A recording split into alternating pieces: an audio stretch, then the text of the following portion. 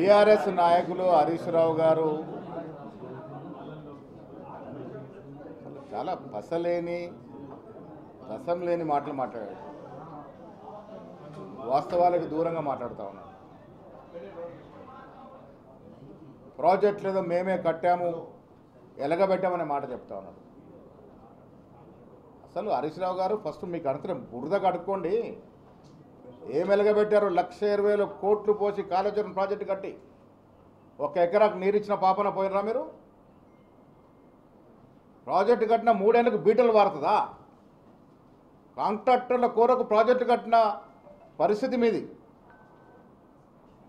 అప్పనంగా 1,20,000 కోట్లు గోదావరి నదిలో దారబోశారు.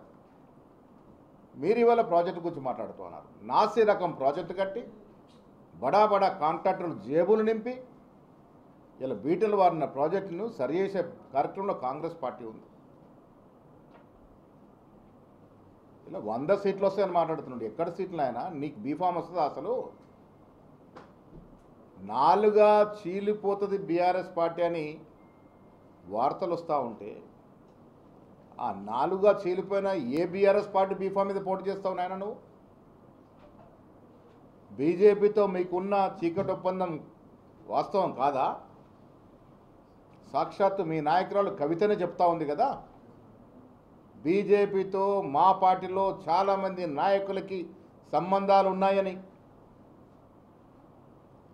అసలు బీజేపీలో సీట్ల పంపకం కూడా కేసీఆర్ సూచనల మేరకే జరిగిందని రాజాసింగ్ చెప్తా ఉన్నాడు కదా.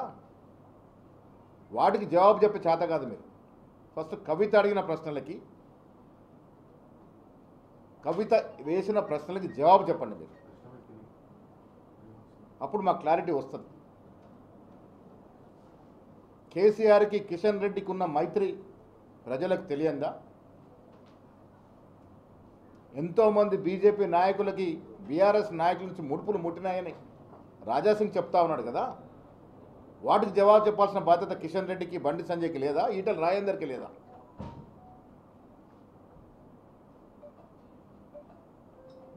ఎస్సీలు ఎస్టీల గురించి మాట్లాడుతున్నారు. ఎక్కడ ఏ ముఖంతో మాట్లాడుతున్నారు మీరు?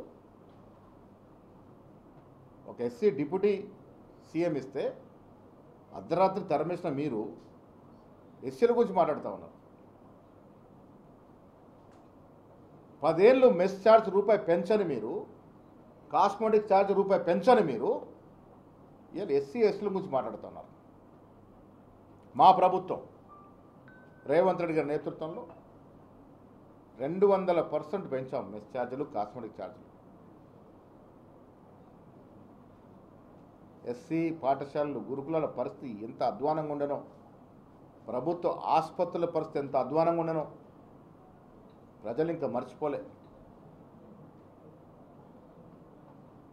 బీజేపీతో మీకు లోపాయికారి ఒప్పందం ఉంది. అది కవిత మాటల వల్ల స్పష్టమైంది. రాజాసింగ్ స్పందించిన మాటల వల్ల తేట తెల్లటమైంది. దాన్ని కప్పుపుచ్చినందుకు రేవంత్ రెడ్డి గారు విమర్శిస్తూ ఉన్నారు. 16-17 మాసాలుగా మేము చేసిన అభివృద్ధి మీద, మీరు 10 ఏళ్ళుగా మీరు చేసిన అభివృద్ధి మీద చర్చకు ఎక్కడైనా సిద్ధమే, ఎప్పుడైనా సిద్ధమే. రండి, మీరు 10 ఏళ్లలో ప్రాజెక్టుల మీద మీరు ఎంత డబ్బు వృధా చేశారు, 10 ఏళ్లలో ఈ రాష్ట్రం యొక్క ఆర్థిక పరిస్థితి ఎట్లా దివాలా తీశారో, ఎంత వినాశం సృష్టించారో, ఎంత ఆర్థిక ధ్వంసమైందో, 10 ఏళ్లలో ప్రభుత్వానికి సంబంధించిన వేలాది ఖరీదైన భూములు ఎట్లా అప్పనంగా ప్రైవేట్ వ్యక్తులకు అప్పచెప్పినారో, ఎట్లా ధరావతం చేసినారో, ఏ రకంగా అమ్ముకున్నారో, కాన్వాయ్ల మీద, ఇళ్లల్ల కట్టడాల మీద ఏ రకంగా దుబారా చేసినారో అన్నీ కూడా స్పష్టంగా మాట్లాడుకుందాం. హరీష్ రావు గారు, ఫస్ట్ మీ పంచాయతీ తెలుసుకోండి. మీ మామగారితో, మీ బావగారితో, మీ మరదలతో ఉన్న పంచాయతీ తెలుసుకుంటే, ఆ పంచాయతీ సెటిల్ చేసుకుంటే అప్పుడు మాట్లాడదాం. సార్, మీరు అభివృద్ధి చేస్తామని చెప్తున్నారు. హరీష్ రావు ఏమో బీఆర్ఎస్ తెలంగాణకు శ్రీరామ రక్షణ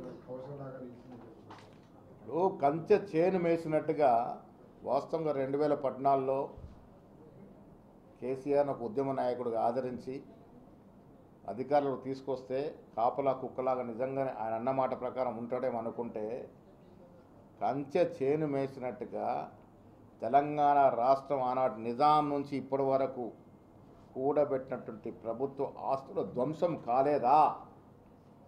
కొన్ని వేల ఎకరాల భూమి ప్రైవేట్ వ్యక్తులకు ధరావత్వం కాలేదా? కారు చౌకంగా ఎలా వచ్చిందో తెలంగాణ ప్రజలకు తెలియదా?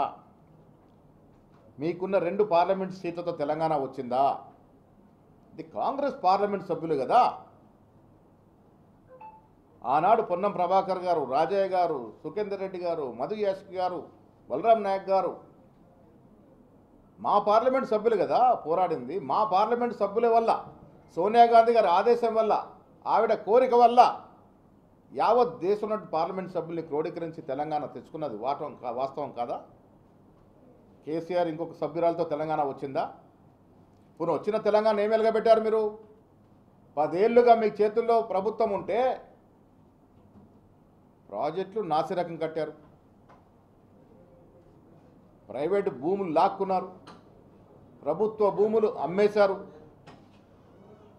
ధరావతం చేశారు, ఉద్యోగాలు 10,000 ఉద్యోగాలు అంటున్నారే. అమ్మ లెక్కలు ఉన్నాయి నాయన హరీష్ రావు గారు, లెక్కలు తీయండి. మేము వచ్చిన తర్వాత 60,000కి పైగా ఉద్యోగాలు ఇవ్వకుంటే నీవు ఎక్కడంటే అక్కడ ఏ సవాలు కంటే ఆ సవాలుకి మేము రెడీ.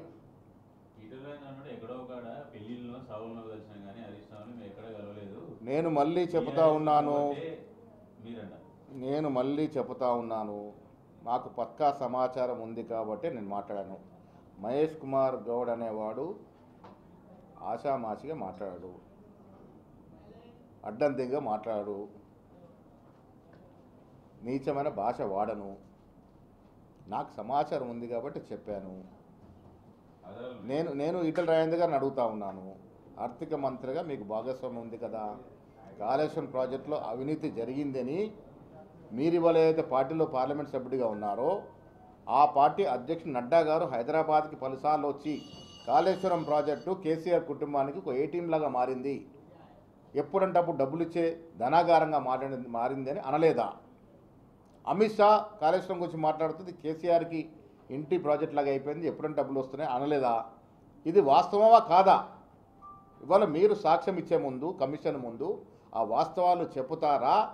ఆ వాస్తవాలు చెప్పి మీ బీజేపీ సభ్యత్వాన్ని నిలుపుకుంటారా? లేదు మీరు లోపాయకార ఒప్పందంలోకి వచ్చి మళ్ళీ అడుగుతా ఉన్నాను, కేసీఆర్ బాటలో మాట్లాడి నడ్డా అమిత్ షా మాట్లాడిన తప్పని చెప్తారా? నేను అడుగుతా ఉన్నాను. ఇలా బీసీ బిడ్డగా చెప్పుకుంటాడు ఈటెల రాజేందర్ గారు, ముదిరాజు కుటుంబంగా చెప్పుకుంటాడు. మీ కోడల్ని ముదిరాజు కుటుంబం తెచ్చుకున్నావా?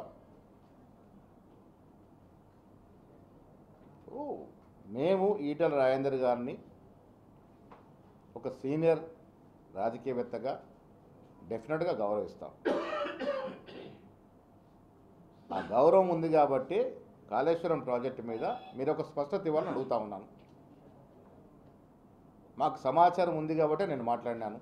సార్ మీరు సమాచారం ఉందంటున్నారు, ఆయన ఏమో లేదు కలవలేదు అంటున్నారు. మీరు అధికారంలో ఉన్న ఆధారాలు బయట డెఫినెట్గా టైం వచ్చినప్పుడు ఆధారాలు బయట పెడతాము. ఎవరో మాట్లాడుతూ మహేష్ కుమార్ గౌడ్ కోవట్ అని, కోవట్లు బీజేపీ నుంచి బీఆర్ఎస్కి, బీఆర్ఎస్ నుంచి బీజేపీకి ఉన్నాయి. మా పార్టీలో ఎవరికి కోవట్ కావాల్సిన అవసరం లేదు. ఇలా మేము అధికారంలో ఉన్నాం. రాష్ట్రాన్ని సజావుగా నడపాలి, ఈ రాష్ట్రాన్ని ప్రజల ఆశలు ఆకాంక్షలకు మేరకు ముందుకు తీసుకెళ్లాలని ఇవాళ 18 మాసాలుగా జరిగిన అభివృద్ధి ఇలా దేశానికి ఒక రోల్ మోడల్గా అయింది.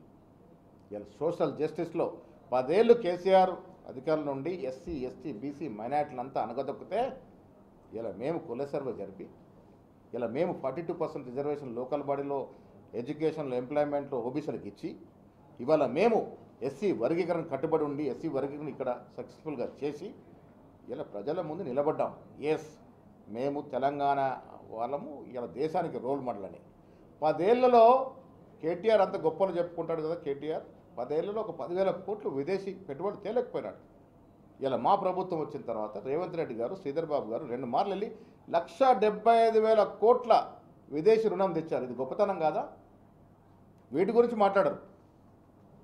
కానిపోని విషయాల గురించి మాట్లాడి మేము ఇంకా రాజకీయాల్లో ఉన్నాము, బీఆర్ఎస్ పార్టీ ఇంకా బతికి ఉంది అని చెప్పుకునే ప్రయత్నం చేస్తుంటారు తప్ప ఇంకేమీ లేదు హరీష్ రావు గారి మాటల్లో. ఇటలైందంటూ కాళేశ్వరం కమిషన్ మీద కేసీఆర్ మీద చర్యలు తీసుకోవడానికి వాళ్ళకి కాంగ్రెస్ కమిట్మెంట్ లేదు, లేకపోతే 6 సార్లు ఎందుకు కమిషన్ యొక్క గడువు పెంచుతారు? కమిట్మెంట్ ఉంది కాబట్టే కమిషన్ వేసాము. ఇలా కమిషన్ వేసాం కాబట్టి నిన్ను పిలిచారు. మీరు ఎంత తొందరగా వాంగ్మూలం ఇస్తే అంత తొందరగా కమిషన్ రిపోర్ట్ వస్తుంది. కమిషన్ రిపోర్ట్ వచ్చిన తర్వాత as per the commission report ప్రభుత్వం యాక్ట్ చేస్తుంది. ప్రజాస్వామ్యాన్ని నమ్ముకున్న ప్రభుత్వం మాది. కలం పెట్టి సంతకం పెట్టి ఎవరినో లోపడేసే ప్రభుత్వం కాదు మాది. చట్టరీత్యా లీగల్ కోణాలన్నీ కూడా పరిగణలోకి తీసుకొని డెఫినెట్గా ఈ రాష్ట్రం సొత్తు ఎవరైతే దోచుకుంటారో వాళ్ళందరి మీద చర్యలు ఉండాలని మేము కోరుకుంటా ఉన్నాం. సార్ లోకల్ బాడీ ఎన్నికలు పెట్టే పరిస్థితుల్లో మీరు లేదా? డెఫినెట్గా ఇప్పుడు లోకల్ బాడీ ఎన్నికలు గతంలో పెట్టినప్పుడు నేను యాజ్ ఎ పీస్ ప్రెసిడెంట్గా మా ప్రభుత్వాన్ని రిక్వెస్ట్ చేశాను, రిజర్వేషన్ తీసుకురావాలి. మనం ఇచ్చిన కమిట్మెంట్ ఉంది 42% రిజర్వేషన్, అది బిల్లు పెడదాము అసెంబ్లీలో, అది పాస్ అంతా ఎన్నికలకు పోదామని చెప్పడం జరిగింది. ఆ కమిట్మెంట్తోనే మేము బిల్లు పెట్టాము. దానికోసమే కాలయాపన అయింది. ఈ జూలైలో ఎప్పుడైనా ఎన్నికలు జరిగే అవకాశం ఉన్నది. ప్రభుత్వం ఆ దశగా ప్రయత్నం చేస్తూ ఉన్నది. Thank you.